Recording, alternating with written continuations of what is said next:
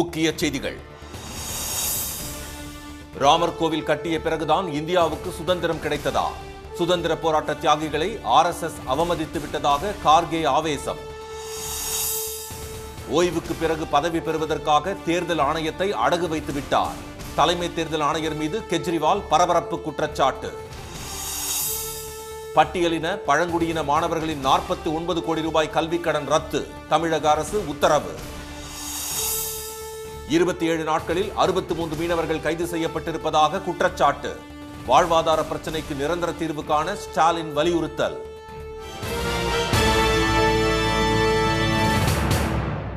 வணக்கம். வணக்கம்.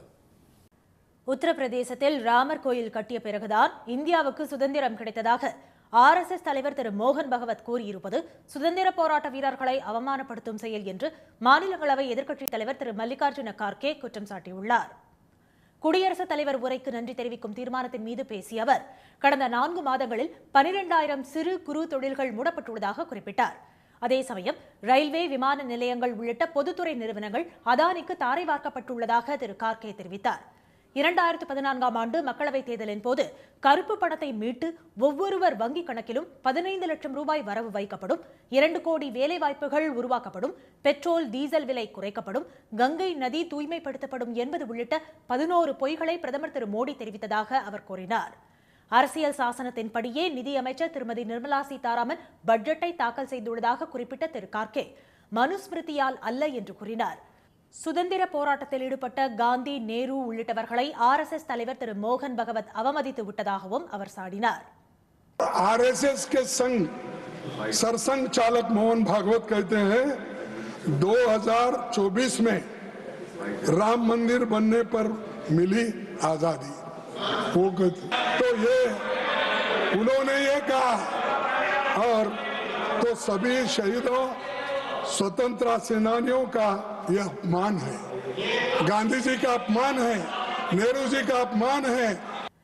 மக்களவையில் பேசிய திமுக MP திருமதி கனிமொழி மத்திய மாநில அரசுகளை நம்பியே கும்பமேளாவில் லட்சக்கணக்கானோர் திரண்டதாக குறிப்பிட்டார். ஆனால் துரதிருஷ்டவசமாக அவர்களை பாதுகாக்க யாரும் வரவில்லை என்று அவர் தெரிவித்தார். மக்கள் தொகையை கட்டுப்படுத்தி கல்வி, சுகாதாரம், வேலைவாய்ப்பில் முன்னேறிய மாநிலங்கள் மக்கள் தொகை கணக்கெடுப்பு அடிப்படையிலான தொகுதி மறுவரையின் மூலம் பாதிக்கப்படுவதாக திருமதி கனிமொழி கூறினார். இந்தியாவில் இரும்பின் பயன்பாடு 5345 ஆண்டுகளுக்கு முன்பே இருந்தது அறிவியல் பூர்வமாக நிரூபிக்கப்பட்டுள்ளதாக தெரிவித்தார். ஆனால் இது குறித்து மத்திய அரசு இதுவரை வாய் திறக்கவில்லை என்று அவர் குற்றம் சாட்டினார். We know that the Iron Age in India has been traced back to 5345 years ago. Our Chief Minister M.K. Stalin has proudly proclaimed to the world and based on scientific evidence, this is the oldest finding in India till today. The Union government till today has not even commented about this finding. When you exclude this truth, you just not only exclude us, but you are excluding yourselves from the great legacy of Dravidian civilization.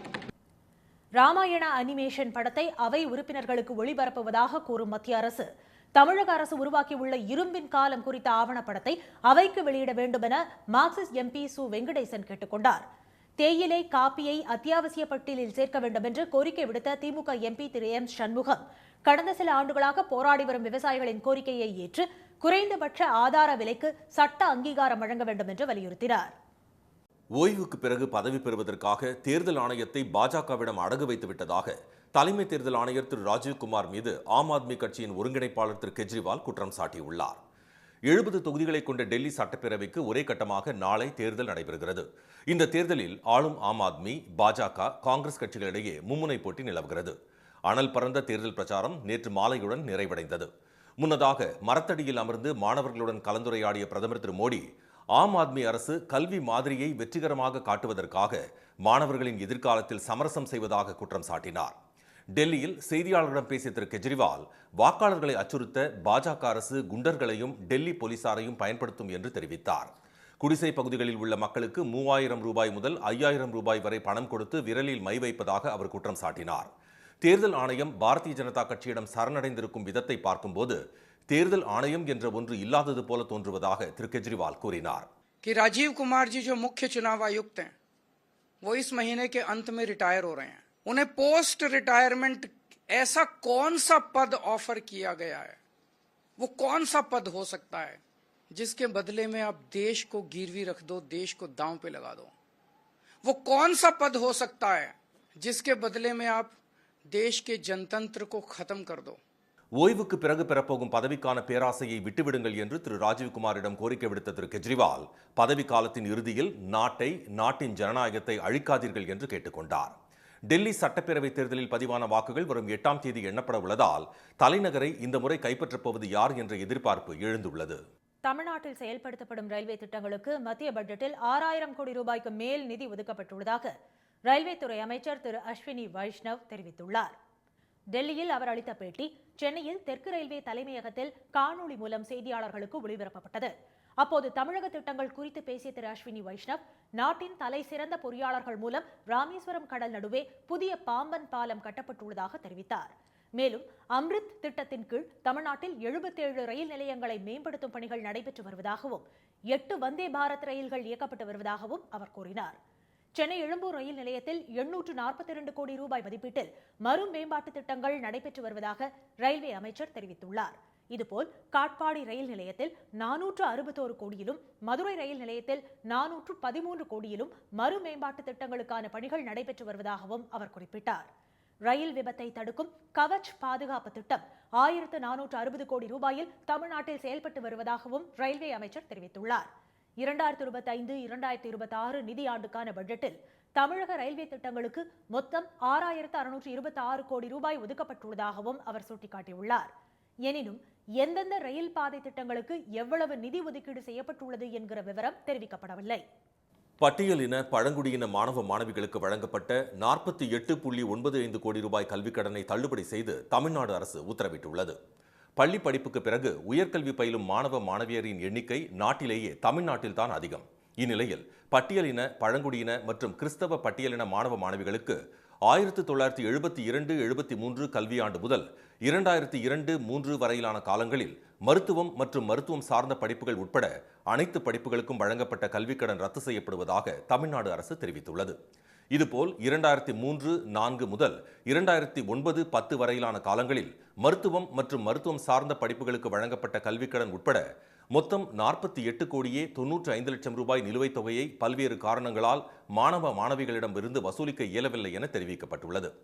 மேலும் வசூலிக்க சரியான பதிவேடுகள் மற்றும் விவரங்கள் ஏதும் அலுவலக ஆவணங்களில் இல்லாததாலும் சம்பந்தப்பட்ட நபர்களை அடையாளம் காண இயலாததாலும் இதனை சிறப்பினமாக கருதி மொத்தம் 48,95 லட்சம் ரூபாய் கல்விக்கடனை முழுவதும் தள்ளுபடி செய்து அரசாணை வெளியிடப்பட்டுள்ளது. இலங்கை கடற்படையினரால் கைது செய்யப்பட்டுள்ள தமிழக மீனவர்களை விடுவிக்க உடனடியாக நடவடிக்கை எடுக்க வலியுறுத்தி வெளியுறவுத்துறை அமைச்சர் திரு ஜெய்சங்கருக்கு முதலமைச்சர் திரு ஸ்டாலின் மீண்டும் கடிதம் எழுதியுள்ளார். தமிழக மீனவர்களை எல்லை தாண்டி மீன் பிடித்ததாக கூறி நடுக்கடலில் இலங்கை கடற்படையினர் கைது செய்யும் சம்பவம் தொடர்ந்து அரங்கேறி வருகிறது. பல கோடி ரூபாய் மதிப்புள்ள மீனவர்களின் விசை படகுகளை பறிமுதல் செய்து அரசுடைமையாக்குவது போன்ற நடவடிக்கைகளையும் இலங்கை அரசு மேற்கொண்டு வருகிறது. இந்நிலையில் ராமேஸ்வரம் மண்டபம் பகுதியைச் சேர்ந்த மீனவர்கள் நேற்று நடுக்கடலில் மீன்பிடித்துக் கொண்டிருந்த போது திடீரென அங்கு வந்த இலங்கை கடற்படையினர் 10 மீனவர்களை சிறைப்பிடித்து சென்றதுடன் அவர்களது படகுகளையும் பறிமுதல் செய்தனர். இந்நிலையில் வெளியுறவு அமைச்சருக்கு முதலமைச்சர் எழுதியுள்ள கடிதத்தில் கடந்த 27 நாட்களில் 5 வெவ்வேறு சம்பவங்களில் தமிழகத்தைச் சேர்ந்த 63 மீனவர்கள் சிறைப்பிடிக்கப்பட்டுள்ளதை சுட்டிக்காட்டியுள்ளார். இத்தகைய சம்பவங்கள் மீனவ மக்களுக்கு பெரும் பொருளாதார இழப்பை ஏற்படுத்தியுள்ளதாகவும் நூற்றுக்கணக்கான மீனவ குடும்பங்கள் அச்சத்துடன் வாழும் நிலை உள்ளதாகவும் அவர் தனது கடிதத்தில் குறிப்பிட்டுள்ளார். எனவே இலங்கையின் கட்டுப்பாட்டில் உள்ள அனைத்து தமிழக மீனவர்களையும் அவர்களது மீன்பிடி படகுகளையும் விடுவித்திட உடனடியாக உயர்மட்ட தூதரக நடவடிக்கைகளை மேற்கொள்ளுமாறு வெளியுறவுத்துறை அமைச்சர் திரு ஜெய்சங்கரை முதலமைச்சர் திரு மு.க.ஸ்டாலின் வலியுறுத்தியுள்ளார். தெலங்கானாவில் நடத்தப்பட்ட சாதிவாரி கணக்கெடுப்பில் 50% மேல் பிற்படுத்தப்பட்ட சமூகத்தினர் இருப்பது தெரியவந்துள்ளது. நாடு முழுவதும் சாதிவாரி கணக்கெடுப்பு நடத்த வேண்டும் என்று மத்திய அரசை எதிர்க்கட்சிகள் தொடர்ந்து வலியுறுத்தி வருகின்றன.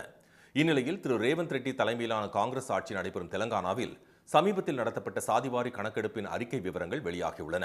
அதன்படி தெலங்கானாவில் 1,64,00,000 பிற்படுத்தப்பட்ட வகுப்பினர், அதாவது 46.25% பேரும், இஸ்லாமிய பிற்படுத்தப்பட்ட வகுப்பினர் 10.08% பேரும் உள்ளனர். ஒட்டுமொத்தமாக தெலங்கானாவில் பிற்படுத்தப்பட்ட வகுப்பினரின் எண்ணிக்கை 56.33% உள்ளது. பட்டியலின மக்கள் 17.43%, பழங்குடியின மக்கள் 10.45% பேரும் உள்ளனர். இதர பிரிவினரில் 15.79% பேர் உள்ளதாக அறிக்கையில் தெரிவிக்கப்பட்டுள்ளது. இந்த அறிக்கை இன்று தெலங்கானா அமைச்சரவையில் முன்வைக்கப்பட்டு விரைவில் சட்டமன்றத்தில் தாக்கல் செய்யப்படும் என்று அமைச்சர் திரு உத்தம்குமார் ரெட்டி தெரிவித்தார். மொத்தம் 3,54,77,554 பேரிடம் கணக்கெடுப்பு நடத்தப்பட்டதாகவும் இதில் 96.90% மக்கள் பங்கேற்றதாகவும் தெரிவிக்கப்பட்டுள்ளது. தெலங்கானாவில் தற்போது பிற்படுத்தப்பட்ட வகுப்பினர் A, B, C, D, E என 5 வகையாக பிரிக்கப்பட்டு மொத்தம் 29% இடஒதுக்கீடும், பட்டியலின மக்களுக்கு 15%, பழங்குடியின மக்களுக்கு 6% இடஒதுக்கீடும் நடைமுறையில் உள்ளது. இதை தவிர பொருளாதார ரீதியாக பின்தங்கிய வகுப்பினருக்கு 10%, விளையாட்டு பிரிவினருக்கு 2%, மாற்றுத்திறனாளிகளுக்கு 4% இடஒதுக்கீடும் கல்வி மற்றும் வேலைவாய்ப்பில் பின்பற்றப்படுகிறது.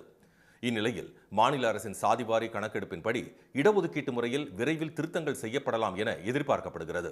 ஈரோடு கிழக்கு தொகுதி இடைத்தேர்தலுக்கான பிரச்சாரம் ஓய்ந்த நிலையில் நாளை நடைபெறும் வாக்குப்பதிவுக்கான ஏற்பாடுகள் தீவிரமடைந்துள்ளன. அந்த தொகுதி எம்எல்ஏவாக இருந்த EVKS இளங்கோவன் மறைவை அடுத்து அங்கு நாளை இடைத்தேர்தல் நடைபெற உள்ளது. தேர்தலை அதிமுக, பாஜக, தேமுதிக உள்ளிட்ட கட்சிகள் புறக்கணித்துள்ள நிலையில் திமுக, நாதக உள்ளிட்ட கட்சிகளின் வேட்பாளர்கள் மற்றும் சுயேட்சைகள் என 46 வேட்பாளர்கள் களத்தில் உள்ளனர். ஆனால் பரந்த பிரச்சாரம் ஓய்ந்த நிலையில் ஈரோடு கிழக்கு தொகுதி முழுவதும் தேர்தல் பறக்கும் படையினர் தீவிர வாகன சோதனையில் ஈடுபட்டு வருகின்றனர். 12 இடங்களில் அமைக்கப்பட்டுள்ள தற்காலிக சோதனை சாவடிகளில் துணை ராணுவத்தினருடன் உள்ளூர் போலீசார் இணைந்து வாகன சோதனையில் ஈடுபட்டுள்ளனர். ஈரோடு கிழக்கு தொகுதி இடைத்தேர்தல் வாக்குப்பதிவு நாளை காலை 7 மணிக்கு தொடங்குகிறது. இத்தேர்தலில் 2,27,546 வாக்காளர்கள் வாக்களிக்க வசதியாக 53 இடங்களில் 237 வாக்குச்சாவடிகள் அமைக்கப்பட்டுள்ளன. இவற்றுள் 9 வாக்குச்சாவடி மையங்கள் பதற்றமானவை என கண்டறியப்பட்டுள்ளது. அங்கு கூடுதல் பாதுகாப்பு அளிக்கப்பட உள்ளது. அனைத்து வாக்குச்சாவடிகளிலும் கண்காணிப்பு கேமரா பொருத்தப்பட்டுள்ளது. வாக்குப்பதிவு முடிந்ததும் மின்னணு வாக்குப்பதிவு இயந்திரங்கள் வாக்கு எண்ணும் மையமான சித்தோடு அரசு பொறியியல் கல்லூரிக்கு பலத்த பாதுகாப்புடன் கொண்டு செல்லப்படுகிறது. வாக்கு எண்ணும் மையத்தில் 5 அடுக்கு பாதுகாப்பு போடப்பட்டுள்ளது. வாக்கு எண்ணிக்கை 8ஆம் தேதி நடைபெறுகிறது. இதனிடையே ஈரோடு கிழக்கு தொகுதியில் வாக்குச்சாவடிகள் அமைக்கப்பட்டுள்ள 53 பள்ளிகளுக்கு மட்டும் இன்று விடுமுறை விடப்பட்டுள்ளது. தொகுதிக்கு உட்பட்ட பகுதிகளில் உள்ள டாஸ்மாக் கடைகள் வாக்குப்பதிவு தினமான நாளை மூடப்படும். வாக்காளர் அடையாள அட்டை இல்லாதவர்கள் தேர்தல் ஆணையத்தால் அங்கீகரிக்கப்பட்ட ஆதார் அட்டை, ஓட்டுநர் உரிமம் உள்ளிட்ட 12 வகை ஆவணங்களை காண்பித்து வாக்களிக்கலாம் என மாவட்ட தேர்தல் அலுவலர் திரு ராஜகோபால் கங்கரா தெரிவித்துள்ளார். தூத்துக்குடி மாவட்டம் குலசேகரன்பட்டினத்தில் இருந்து இன்னும் 2 ஆண்டுகளில் ராக்கெட் ஏவப்படும் என்று இஸ்ரோ தலைவர் திரு நாராயணன் தெரிவித்துள்ளார். இஸ்ரோ தலைவராக பொறுப்பேற்ற பிறகு முதல் முறையாக நெல்லை மாவட்டம் காவல் கிணற்றில் உள்ள மகேந்திரகிரி இஸ்ரோ மையத்திற்கு வருகை தந்த அவர் அங்கு அரசு உயர்நிலை பள்ளி மாணவ மாணவிகளுடன் கலந்துரையாடினார். பின்னர் செய்தியாளர்களிடம் பேசிய திரு நாராயணன் குலசேகரன்பட்டினத்தில் ராக்கெட் ஏவுதளம் அமைக்கும் பணிகள் தீவிரமாக நடைபெற்று வருவதாக கூறினார். தமிழ்நாடு அரசு 2500 ஏக்கர் லேண்டு தந்திருக்காங்க. இப்போ ஆசிரியர்லாம் அதில் இன்வால்வ் ஆகி எல்லாம் அவங்க தந்தாச்சு. நாங்கள் அங்கே இந்த ஏவுதளம் இது பண்ணதுக்குள்ள வேலைகளை தீவிரமாட்ட ஆரம்பிச்சாச்சு. இன்னும் 2 ஆண்டுகளுக்குள் அங்கிருந்து வெற்றிகரமாக ராக்கெட்டுகள் அனுப்பப்படும். மேக்சிமம் 2 வருஷம். இந்திய விண்வெளி ஆராய்ச்சி மையமான இஸ்ரோவுக்கு தற்போது சென்னை அருகே ஸ்ரீஹரிகோட்டாவில் உள்ள சதீஷ் தவான் விண்வெளி ஆய்வு மையத்தில் மட்டுமே ராக்கெட் ஏவுதளம் உள்ளது. நாட்டின் 2வது ராக்கெட் ஏவுதளம் அமைக்க குலசேகரன்பட்டினத்தில் 2233 ஏக்கர் நிலத்தை அரசு ஒதுக்கியுள்ளது குறிப்பிடத்தக்கது. உதகையில் கோடை காலத்தை வரவேற்கும் விதமாக முதுமலை புலிகள் காப்பக வனப்பகுதியில் ஃப்ளேம் ஆஃப் த ஃபாரஸ்ட் எனப்படும் நெருப்பு மலர்கள் பூத்து குலுங்குகின்றன. மலை மாவட்டமான நீலகிரியில் பனிக்காலம் முடிந்து விரைவில் கோடைக்காலம் தொடங்க உள்ளது. தற்போது வனப்பகுதிகள் பசுமை இழந்து வறண்டு வரும் நிலையில் மரங்களில் உள்ள இலைகள் உதிரத் தொடங்கியுள்ளன. இதனிடையே கோடை காலத்தில் மட்டுமே பூக்கக்கூடிய ஃப்ளேம் ஆஃப் த ஃபாரஸ்ட் எனப்படும் மரங்களில் பூக்கள் பூக்கத் தொடங்கியுள்ளன.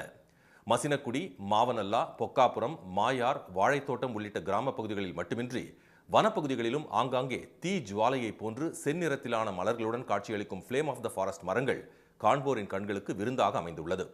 இதனிடையே உதகை அரசு ரோஜா பூங்காவில் வரும் மே மாதம் நடைபெறவுள்ள ரோஜா கண்காட்சிக்காக செடிகளை கவாத்து செய்யும் பணி தொடங்கியுள்ளது. நடப்பு ஆண்டிற்கான ரோஜா கண்காட்சி முன்னேற்பாடாக மேலும் 32,000 ரோஜா செடிகளை கவாத்து செய்யும் பணிகளை மாவட்ட ஆட்சியர் திருமதி லட்சுமி பவ்யா தொடங்கி வைத்தார். செடிக்கு இந்த ப்ரூனிங் பண்ணிட்டு 4200 வெரைட்டிஸ் கிட்டத்தட்ட இருக்குது ரோசஸ்.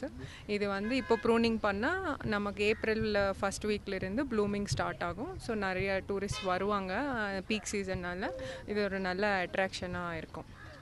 உதகை ரோஜா பூங்காவில் ஏற்கனவே 4000த்திற்கும் மேற்பட்ட ரகங்களில் 32,000 ரோஜா செடிகள் பராமரிக்கப்பட்டு வருகின்றன என்பது குறிப்பிடத்தக்கது. மேலும் பூங்கா வளாகத்தில் 2.5 லட்சம் மலர் நாற்றுகளை நடவு செய்யும் பணிகளும் நடைபெற்று வருகின்றன. இனி வருவது உலகச் செய்திகள். உலகின் சக்தி வாய்ந்த முதல் 10 நாடுகள் பட்டியலில் அமெரிக்கா முதலிடத்திலும் சீனா 2வது இடத்திலும் உள்ளதாக ஃபோர்ப்ஸ் பத்திரிகையின் ஆய்வறிக்கையில் தெரிவிக்கப்பட்டுள்ளது. ரஷ்யா 3வது இடத்திலும், இங்கிலாந்து 4வது இடத்திலும், ஜெர்மனி 5வது இடத்திலும் உள்ளன. தென்கொரியா, France, Japan, Saudi Arabia, Israel ஆகிய நாடுகள் அடுத்தடுத்த இடத்தில் உள்ளன. இந்த பட்டியலில் இந்தியா 12வது இடத்தை பிடித்துள்ளது. பொருளாதார திறன், ராணுவ வலிமை, எதிர்கால திட்டமிடல், பிற நாடுகளுடனான உறவு, அரசியல் ராஜதந்திர செல்வாக்கு ஆகியவற்றின் அடிப்படையில் இந்த பட்டியல் தயாரிக்கப்பட்டுள்ளது என்பது குறிப்பிடத்தக்கது. மெக்சிகோவில் இருந்து இறக்குமதி செய்யப்படும் பொருட்களுக்கு 25% வரி விதித்ததை 1 மாதத்திற்கு மட்டும் நிறுத்தி வைப்பதாக அமெரிக்க அதிபர் டிரம்ப் தெரிவித்துள்ளார். மெக்சிகோவில் இருந்து அமெரிக்காவுக்கு போதை மருந்து கடத்தப்படுவதை தடுக்க 10,000 வீரர்களை எல்லைக்கு அனுப்பி வைப்பதாக மெக்சிகோவின் பெண் அதிபர் கிளாடியா ஷெயின்பாம் உறுதியளித்ததை அடுத்து டிரம்ப் இந்த முடிவை எடுத்துள்ளதாக தெரிகிறது. இதையடுத்து தாங்களும் அமெரிக்க பொருட்களுக்கு அடுத்த 1 மாதத்திற்கு புதிய வரிகளை விதிக்க மாட்டோம் என மெக்சிகோ அதிபர் கூறியுள்ளார். சென்னை மற்றும் புறநகரில் கடும் பனிமூட்டம் நிலவுவதால் மின்சார ரயில்களின் சேவையில் தாமதம் ஏற்பட்டுள்ளது. தமிழ்நாட்டில் இன்று முதல் அடுத்த 6 நாட்களுக்கு வறண்ட வானிலையே நிலவும் என சென்னை வானிலை ஆய்வு மையம் தெரிவித்துள்ளது. மாநிலத்தில் மழைக்காலம் விடைபெற்றுக் கொண்ட நிலையில் தற்போது கோடையின் தாக்கம் தொடங்கியுள்ளது. மாநிலத்தில் கடந்த 24 மணி நேரத்தில் அதிகபட்சமாக ஈரோட்டில் 96.8 ஃபாரன்ஹீட் அளவுக்கு வெப்பம் பதிவாகியுள்ளது. புதுக்கோட்டை மாவட்டத்தில் மட்டும் நேற்று லேசான மழை பெய்துள்ளது. சென்னை, செங்கல்பட்டு மாவட்டங்களில் அதிகாலை முதலே கடும் பனிப்பொழிவு உள்ளதால் மின்சார ரயில்களின் சேவை பாதிக்கப்பட்டுள்ளது. இதனிடையே இன்று முதல் வரும் 9ஆம் தேதி வரை தமிழ்நாடு, புதுச்சேரி மற்றும் காரைக்கால் பகுதிகளில் வறண்ட வானிலை நிலவக்கூடும் என்று வானிலை மையம் தெரிவித்துள்ளது. சென்னையை பொறுத்தவரை அடுத்த 24 மணி நேரத்திற்கு வானம் ஓரளவு மேகமூட்டத்துடன் காணப்படும் என்றும் காலை வேளையில் லேசான பனிமூட்டம் இருக்கும் என்றும் கூறப்பட்டுள்ளது. மேலும் தமிழ்நாட்டில் மீனவர்களுக்கான எச்சரிக்கை எதுவும் இல்லை என்றும் தெரிவிக்கப்பட்டுள்ளது. மீண்டும் முக்கிய செய்திகள். ராமர் கோயில் கட்டிய பிறகே இந்தியாவுக்கு சுதந்திரம் கிடைத்ததாக RSS தலைவர் கூறியிருப்பது சுதந்திர போராட்ட வீரர்களை அவமானப்படுத்தும் செயல் என்று மல்லிகார்ஜுன கார்கே குற்றம் சாட்டியுள்ளார். ஓய்வுக்கு பிறகு பதவி பெறுவதற்காக தேர்தல் ஆணையத்தை பாஜகவிடம் அடகு வைத்துவிட்டதாக தலைமை தேர்தல் ஆணையர் ராஜீவ்குமார் மீது கெஜ்ரிவால் குற்றம் சாட்டியுள்ளார். பட்டியலின பழங்குடியின மாணவ மாணவிகளுக்கு வழங்கப்பட்ட 48.95 கோடி ரூபாய் கல்விக் கடனை தள்ளுபடி செய்து தமிழ்நாடு அரசு உத்தரவிட்டுள்ளது. இத்துடன் இந்த செய்திகள் நிறைவடைந்தன. மீண்டும் சன் டிவியில் செய்திகள் மாலை 6 மணிக்கு.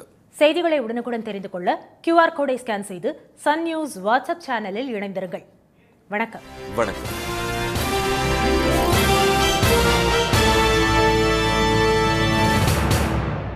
உடனுக்குடன் செய்திகளை தெரிந்து கொள்ள சன் நியூஸ் பெல் ஐகானை கிளிக் பண்ணுங்க.